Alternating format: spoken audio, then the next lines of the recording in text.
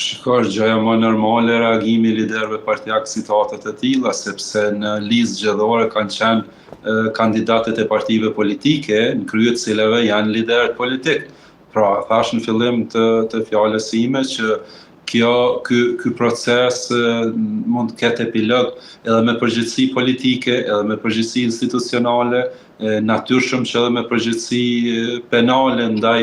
atyre që vërtetohet që kanë kryer veprën penale nga neni 216, eventualisht kualifikimet që do t'i bëjë prokurori i shtetit. Prandaj është në dorën e liderëve, është madje detyrë e tyre të reagojnë sepse nesër do të kemi prapë zgjedhje dhe nëse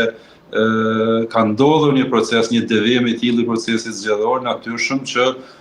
nuk do të jetë citate njëjtë e kandidatët të cilët nëse vërtetohet që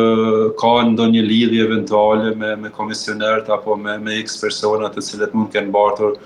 vota ndej nga njëri kandidat te tjetri. Pra është